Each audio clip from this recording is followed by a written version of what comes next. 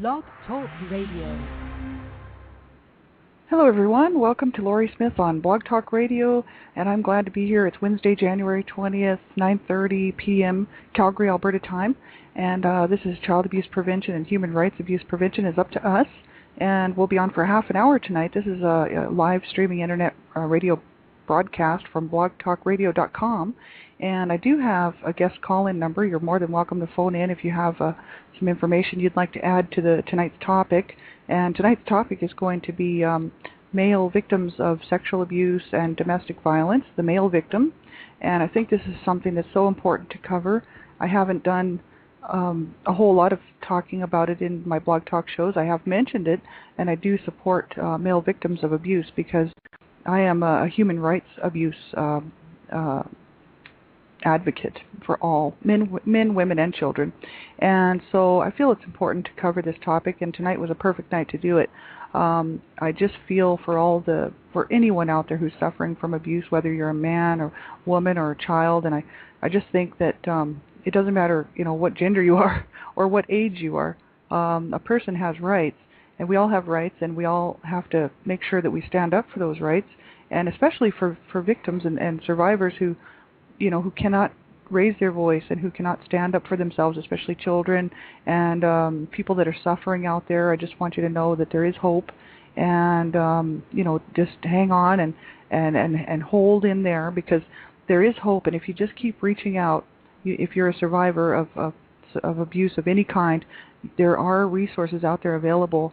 And I'm just so excited to be able to share this with you, and I hope that you get something out of it. I know I sure do every time I do a show, because there's so much that we need to learn. Education is the key, and awareness, talking about it, getting it out into the public eye, the public ear, just so that everyone is aware that this is going on, and that we can make some positive change by really working towards first of all prevention and awareness, and then also healing those that have survived these issues, right?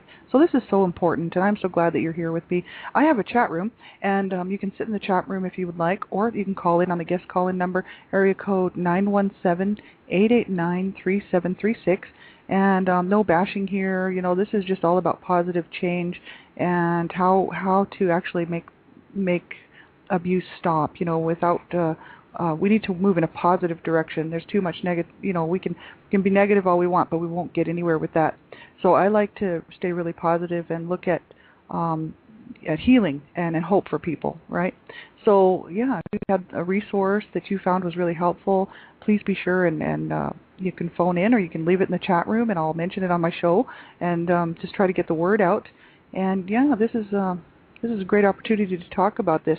I had found tonight, I was actually doing the research, and I found I had seen some sites, and I knew there was some good stuff out there. I just had to go and find it and print it off. And this particular article is so good. It's by Jim Hopper, PhD.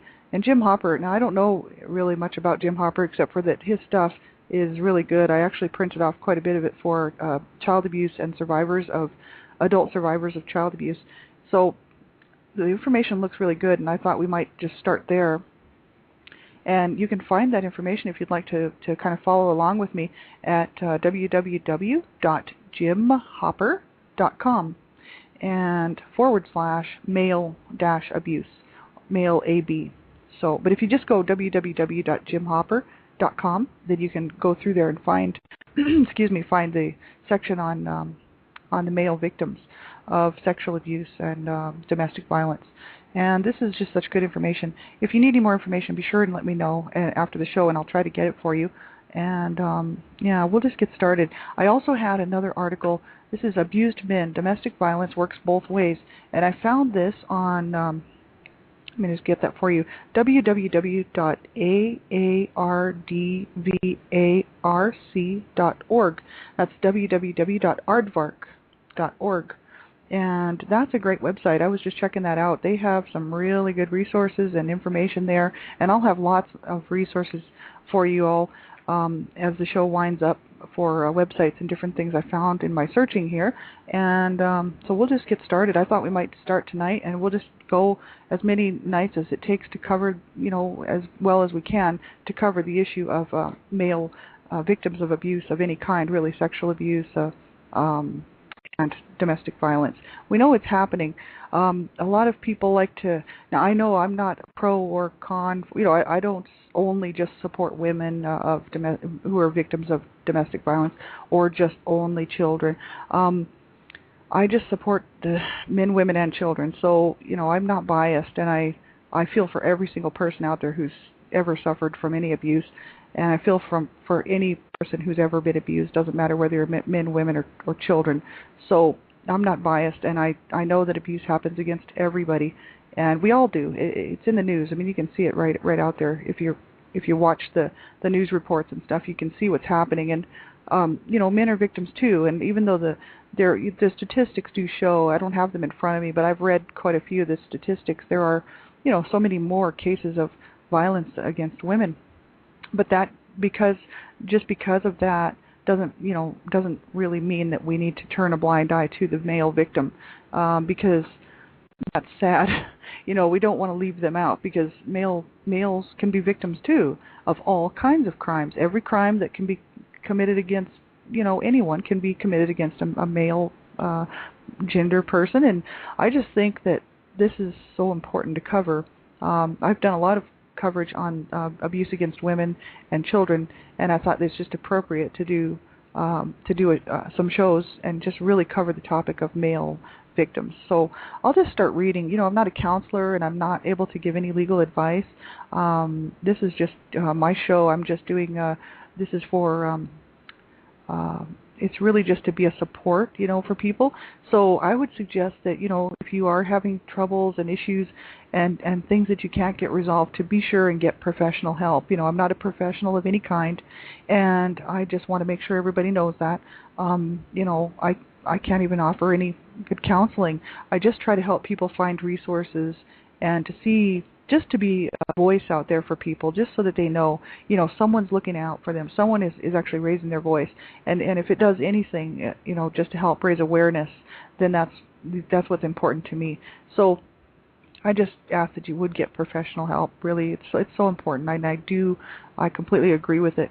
And look for support groups. There are tons and tons of support groups. I'm starting to see that now as I walk my own path to healing. And, I didn't realize that all of that was out there, and otherwise I would have done it years ago. So if you just start really looking around, and if you need any resources that I have, I'd be more than willing to share them with you. So you can always just get a hold of me on Blog Talk Radio, or send me an email, Facebook, or whatever, and I'd be happy to share them. So we're going to start right here. This is Jim Hopper, PhD. He's written up a very extensive article about male victims of sexual abuse, and this is what I thought we'd start with.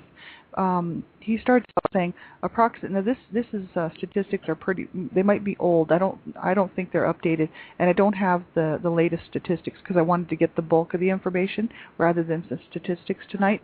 But I think on another show we'll go ahead and look at some up-to-date statistics for the issue of male violence. And here he's just got approximately 1 in 6 boys is sexually abused before age 16. And that's a conservative estimate of incidents involving physical contact in U.S. and Canada. So, this is the thing. Even if this was old, let's say this was old statistics, 1 in 6 boys is sexually abused before the age of 16. So if you're in a group of 6 men, 1 out of the 6 of you has a possibility. There's a possibility that one of you could have been sexually abused before age 16, and that's terrible. The statistics, that's terrible. Even if that was true, it might even be higher now. We don't know. That's the thing. I would have to look that up, and I just I welcome you to look it up and check that out for yourself. I know I've seen it, but I don't remember off the top of my head what it was. So that's too many. We just need to stop all abuse against everyone.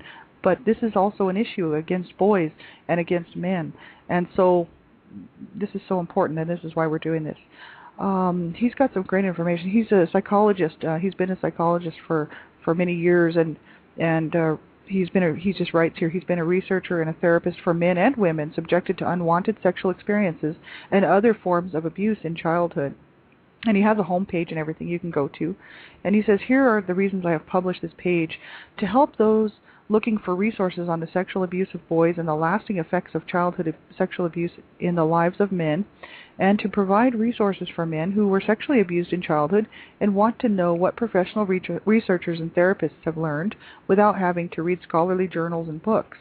And the third reason that he wrote this, published this page, is to provide resources for girlfriends, spouses, partners, friends, and family members of men who were or may have been sexually abused in childhood. So this is some great, it's a great resource.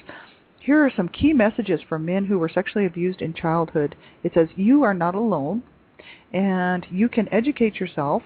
Another one, other guys struggle with their masculinity too. And another one, there are people who understand what you're dealing with and can help. So he's got, and that's also true, right? You're not alone. We all know this. It's sad but true. You're not alone. There's so many, sadly, so many victims of abuse and male victims of abuse. You're not alone, and you can educate yourself, and you can get help. And so that's why you just need to hang in there. And he's got some words of caution. He says statistics on rates of child abuse and neglect are controversial. All statistics on the incidence and prevalence of child abuse and neglect are disputed by some experts. Complex and scientific issues are involved, including various criticisms of the methods used in the studies that generate these statistics. The most controversial issues are how to define abuse, especially sexual abuse, and which definitions are applied to research data. So he's just kind of telling everyone statistics, some facts about statistics. Strong emotions and moral commitments influence everyone's reasoning and judgment to some extent, and he says, any experts who claim to be without bias are fooling themselves or trying to fool you. The presentation of statistics and research on this page is influenced by my values, my informed opinions, and my experiences as a therapist and researcher over many years. So that's what Jim Hopper, PhD, has said about publishing his work here on the male victims of sexual abuse.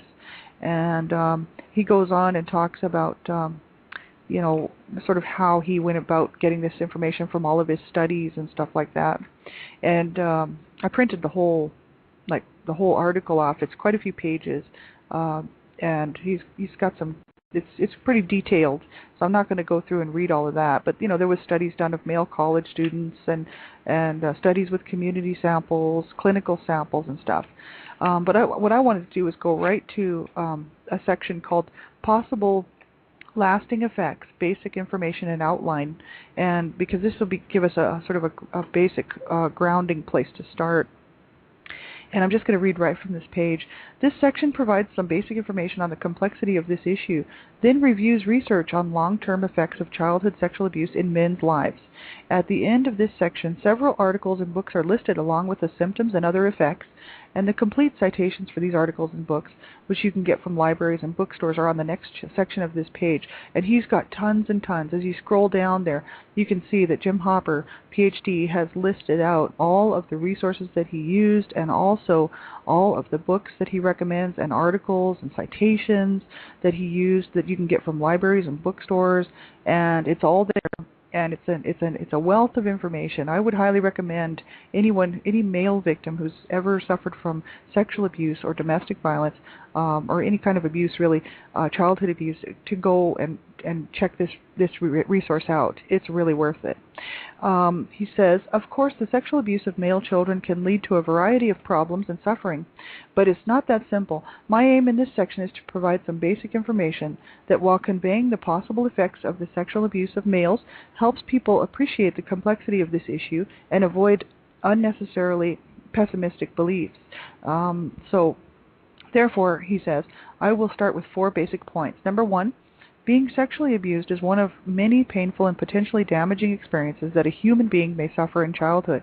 Number 2, whether and to what extent child abuse and neglect or other painful experiences have negative effects depends on a variety of factors related to the abuse itself, but also to relationships in which the abuse and the child's responses occur.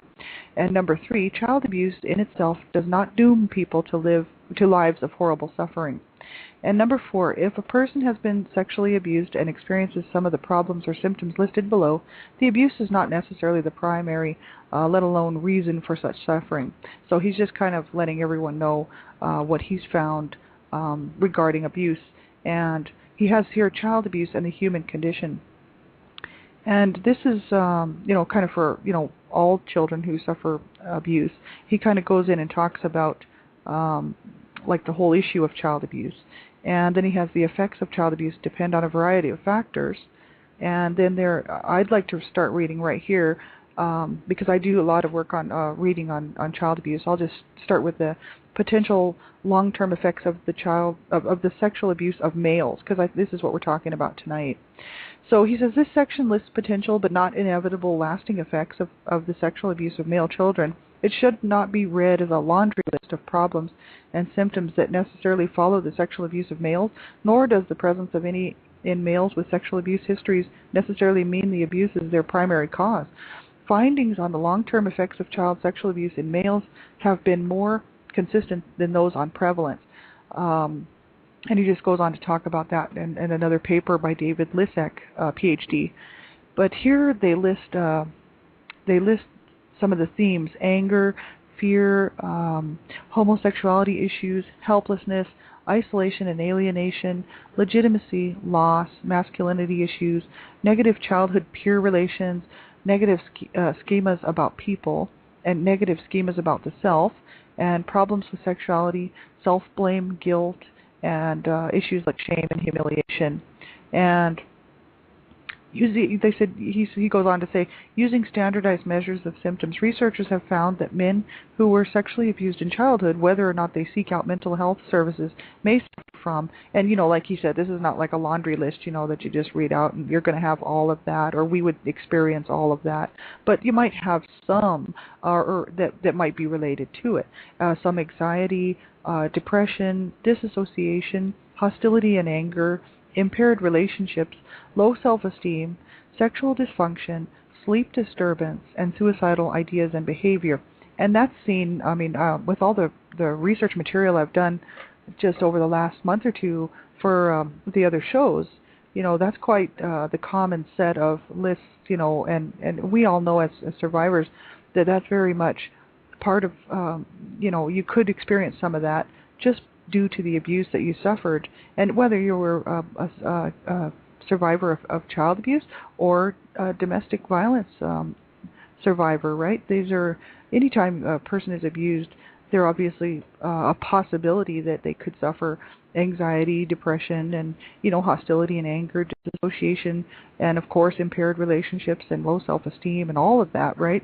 So it's not just necessarily limited to child abuse or just to domestic violence. It kind of is sort of it seems to be the running themes that are, standard, for symptoms in abuse survivors. And so it's a real problem, and it does need to stop. And I'm just glad that people are actually now talking about it, because, men, deserve just as much attention on this issue as women do, right? It's not right to abuse a man, and it's not right to abuse a woman. It's not right to abuse a child, right? So this is why I'm just so glad that we are able to talk about this nowadays and really help these people out, And I know, as a survivor of child abuse and secondhand domestic violence and abuse, I just appreciate the fact that people are actually really stepping up to the plate and talking about it, getting it out in the open. That's why I'm just joining them with my voice, whoever started it. I'm just saying, one more voice out there. Let's just get this information out there and get the public aware and educated on the fact that this is happening to men, women, and children, and it just needs to stop. So I'm so glad that you can be here. My guest call-in number is area code 917-889-3736 if you'd like to phone in. I'm on for another 10 minutes or so. And, if you're in the chat room and I don't see your stuff just because I'm reading, please hang in there if you'd like to chat afterwards, or if you have a resource for me. Actually, I can pop in there now and just see if there's a resource here for us for the show. Okay, not right now, so I'll just keep going. I'm just reading right from the page here. He's got some stuff like the extent of the problem. Why do professionals identify relatively few men with histories of childhood sexual abuse? This is just a question that, could come up. And he writes here, does childhood abuse have little effect on men? These are questions that are asked, right? Are men who have been childhood victims seen by services other than the helping professions? Do adult males tend not to disclose their experiences of childhood sexual abuse? It says here, men do not define their childhood experiences as abusive and do not think that their abuse experiences have had a negative impact. The consequences of disclosure are perceived as worse than the consequences of non-disclosure, and there is a paucity of services for adult male victims of childhood sexual abuse. And these are just questions that that they were just asking regarding, why do professionals identify relatively few men with histories of childhood sexual abuse? And is it just because they don't disclose it? They don't talk about it. They feel that the consequences of actually talking about it seem worse than actually just not telling anyone at all and keeping it to yourself, right?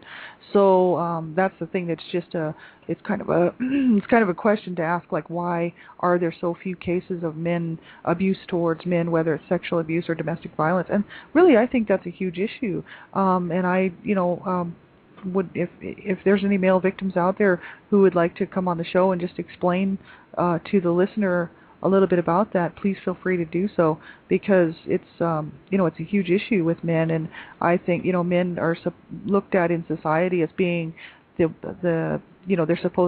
always been looked at as being the one who's supposed to be strong for the family, the provider for the, especially in the old days, the provider for the family, and the ones that are supposed to be able to take everything, right, because they're so strong.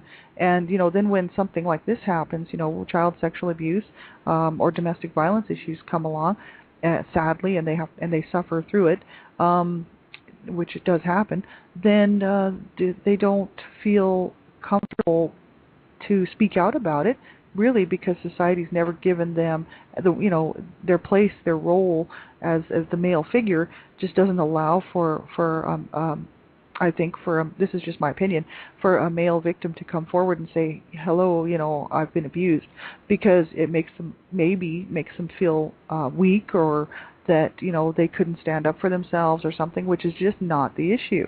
Violence towards anyone is really awful, and it's scary, and I've seen it firsthand.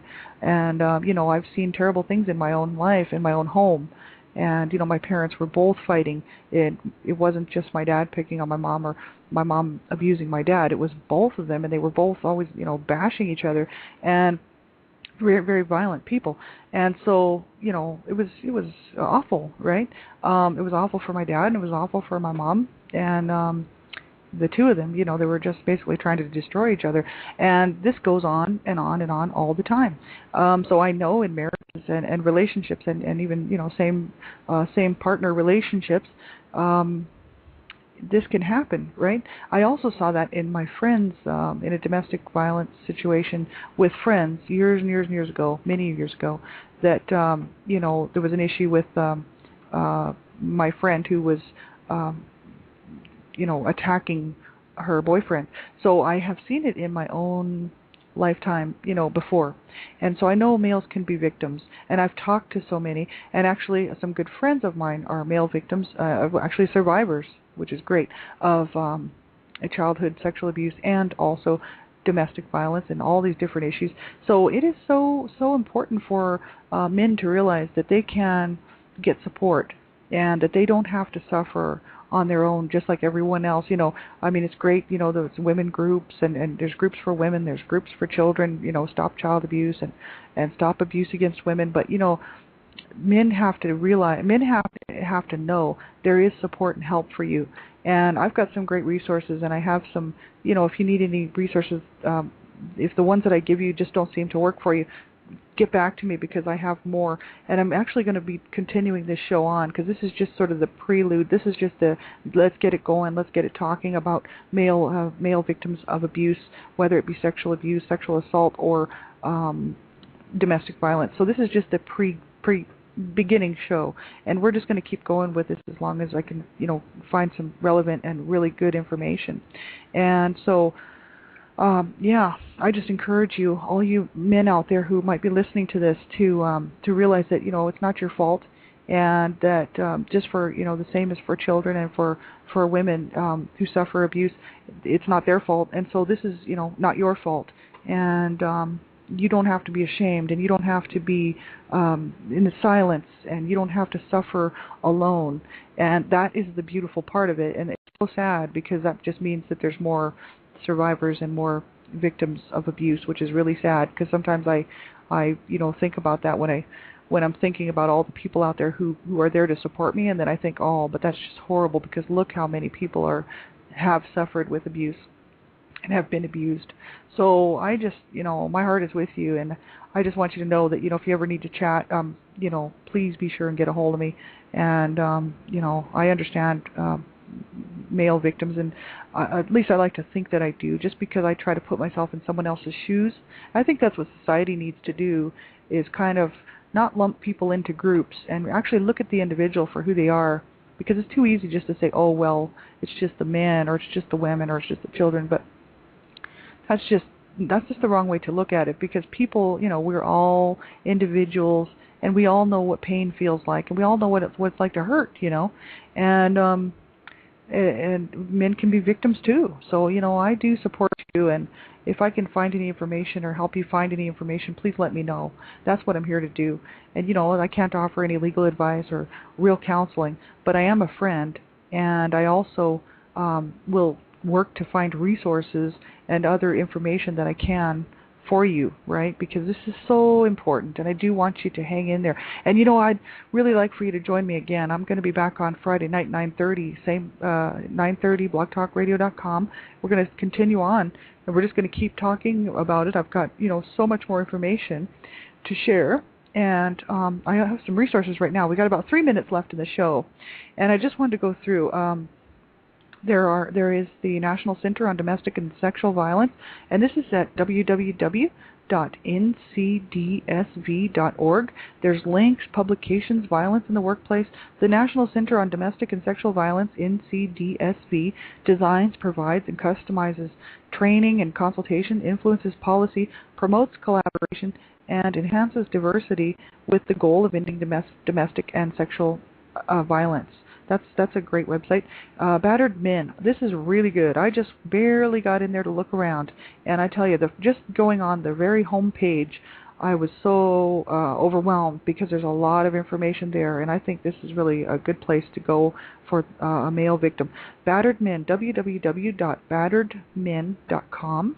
And they have help for battered men, facts and myths, battered men, real stories, perpetrators, victims, survivors, latest research findings, family violence, resources for battered men. They have online support, what is abuse, and online pamphlet for men.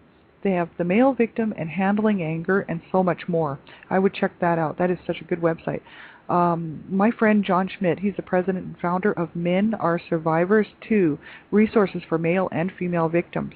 And he puts male and female victims because he just wants to help everyone. But this is Men Are Survivors 2. So he is very much an advocate for the male victim. And that's a Facebook page. So you just go to Facebook and type in there, Men Are Survivors 2, and it'll come right up. Join that group, because the support there is awesome. And John Schmidt, he is an awesome guy, and I just count him as one of my dear friends, and he's so supportive. And I would just recommend his page to everyone. And there's just so many more. There's Dreamcatchers for Abused Children. I am a volunteer for DreamCatchersForAbusedChildren.com if you were abused as a child or you're a survivor of child abuse. And that is a great website with so many resources on it. And they're going to have a Blog Talk Radio show coming up real soon. That's exciting. So I hope you can join me again. I'll be back on tomorrow with one child abuse survivor to another at 5:30 in the morning, and then I'll be back again Friday morning and again Friday night 9:30 to continue our talk on the male victims of sexual and domestic violence.